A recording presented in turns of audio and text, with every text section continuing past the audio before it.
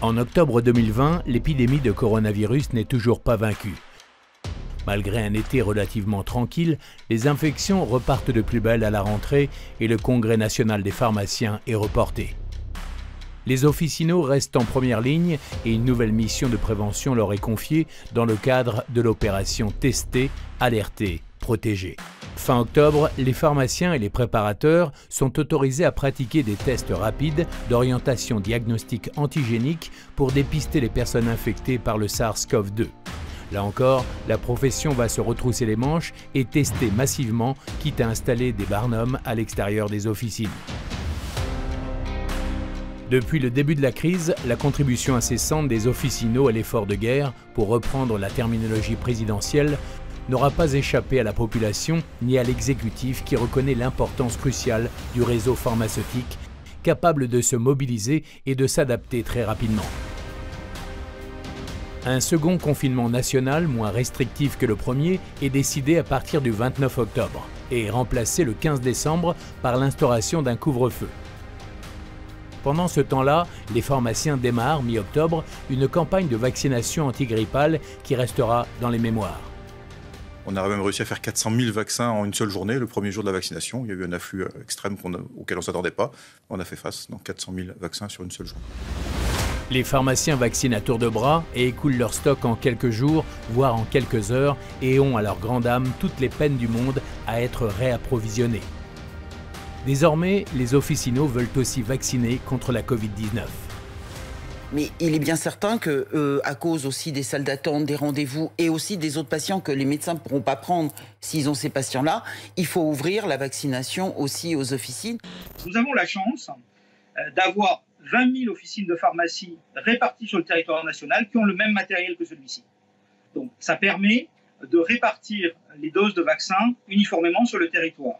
Toutes les pharmacies sont prêtes, des formations sont en train d'être mises en place pour s'assurer que la vaccination sera faite dans les bonnes pratiques. Les patients se sont manifestés et demandent à être sur une liste d'attente même. L'autorisation de vacciner contre la Covid-19 est finalement accordée aux officinaux en mars. Le Premier ministre l'a dit, les pharmaciens pourront vacciner en officine et c'est une bonne nouvelle à compter de la mi-mars et le décret sortira demain qui leur permettra de le faire. L'engagement de la profession est sans faille malgré les difficultés rencontrées. Défiance des patients vis-à-vis de certains vaccins, gestion compliquée des rendez-vous, mais surtout, comme pour les masques du stock de l'État, lors du premier confinement, ils sont confrontés à des livraisons erratiques, le plus souvent liées à des bugs logistiques. C'est ubuesque. Imaginez qu'en 2021, on puisse ne pas recevoir de doses de vaccins qui sont aussi importantes pour nos concitoyens suite à une panne, ça paraît incroyable. Un troisième confinement national est instauré en avril. La faute à l'explosion des cas de contamination due aux nouveaux variants créant une épidémie dans l'épidémie. Si nous restons unis, solidaires, si nous savons durant les prochaines semaines nous organiser, alors nous verrons le bout du tunnel. L'émergence du variant Delta retarde l'échéance. Une course contre la montre est engagée et le gouvernement rend obligatoire la vaccination pour les soignants. L'ensemble de l'équipe officinale est concernée. Malgré la crise, les pharmaciens se mobilisent pour les élections aux URPS. Même si la participation recule par rapport à 2015, ils restent les champions de la mobilisation avec un score de 47% devant les chirurgiens dentistes, les médecins et les infirmiers.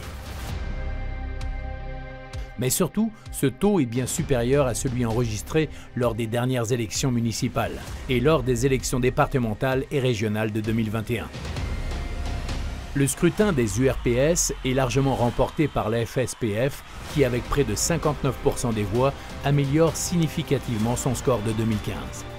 Les listes présentées par le syndicat vont diriger 12 régions sur 17 comme en 2015, mais gagnent 11 sièges par rapport à l'élection précédente.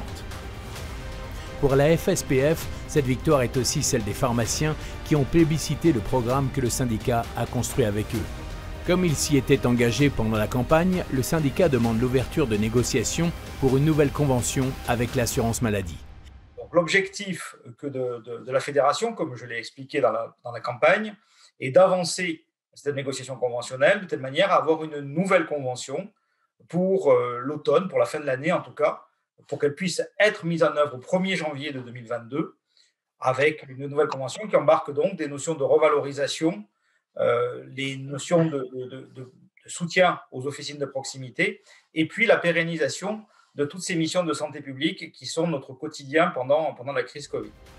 Mais déjà, une autre élection se profile, celle de la présidence de la République. La FSPF compte bien prendre toute sa part durant la campagne pour faire une nouvelle fois entendre la voix des pharmaciens.